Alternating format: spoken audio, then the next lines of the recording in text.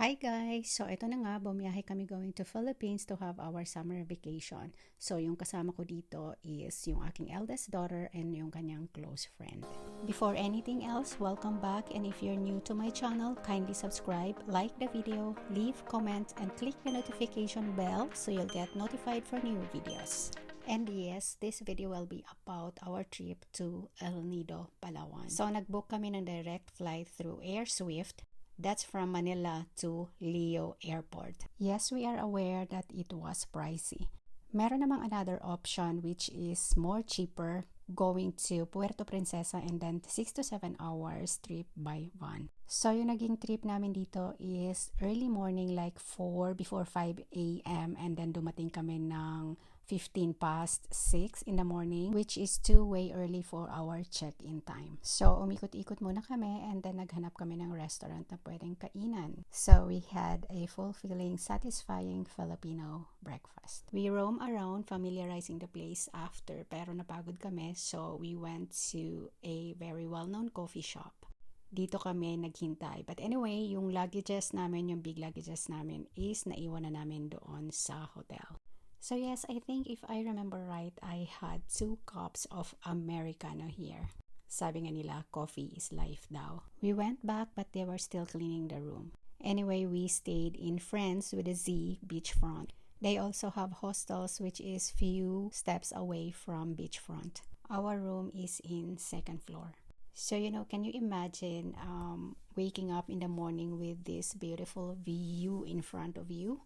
But take note that this beachfront is not for swimming, so swimming is not allowed here.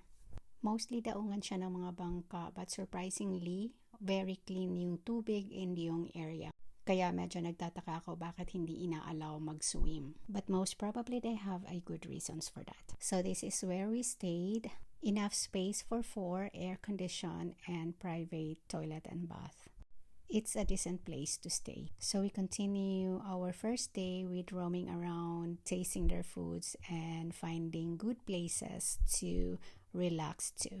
Di ko makalimutan ang sarap ng halo-halo na to. Dahil maaga pa, hindi pa ganun ka-crowded yung area. So ito yung tinatawag nilang town square. Nandito lahat yung kailangan mo. Tapos sinasara nila to pag night. Ito naman yung isang sikat na resto bar na nasa beachfront.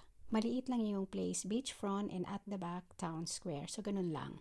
So, same day pa rin, late afternoon, pumunta kami sa Friends Hostels. So, lahat ng guests ng Friends Beachfront pwedeng gumamit ng Friends Hostels amenities. Pwede rin mag-join sa kanilang prepared program everyday. Meron sila minsan karaoke or mga iba't ibang klaseng games. Actually, we joined once and it was really fun. So they have mini bar and meron silang infinity pool which has a very nice view. So tamang-tama yung punta namin dito, makapag-swim, warm water, and then ang ganda ng view, and hinintay talaga namin yung sunset. With simple aesthetic and friendly stuff, yun yung maganda doon eh. Guys, I highly recommend this place. So yun, nakatapos kami ng 1 day and nagtapos kami sa dinner sa isang Thai restaurant. Lahat pala ng na-mention na place or pinakita is ilalagay sa description box below. The next day, we woke up early because we had a tour book for 8 in the morning. We chose Tour B with a private tour guide. Meron ding tinatawag na joiners which is more way cheaper than a private tour.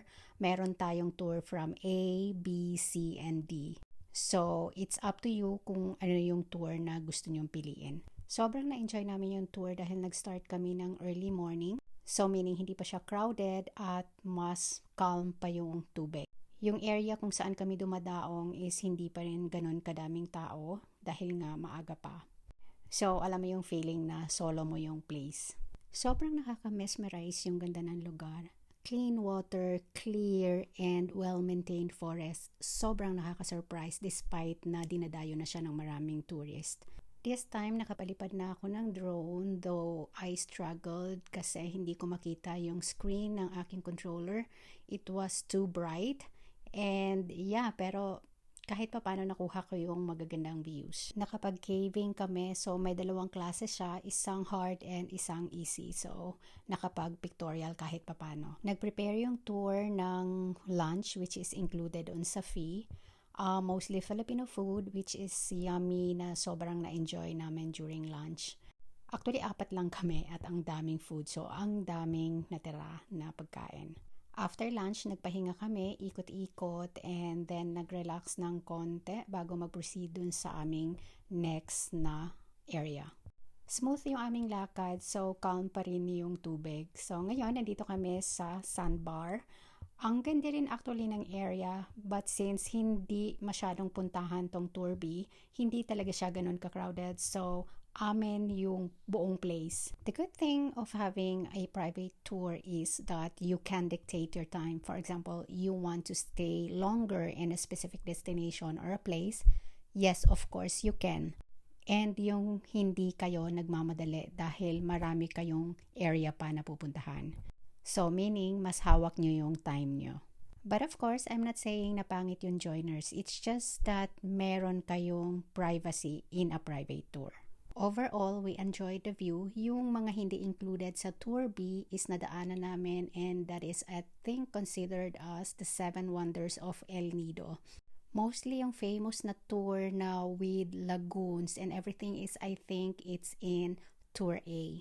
Actually, marami kaming natutunan sa pagtutour namin na to, aside sa, of course, maganda yung mga nakita namin. Very beautiful place. So yes guys, I'll stop for now. So this is gonna be our part 1 of our El Nido trip. So stay tuned for our part 2, which are the near places or a little bit farther places that we went to while we were in El Nido, Palawan. See you guys!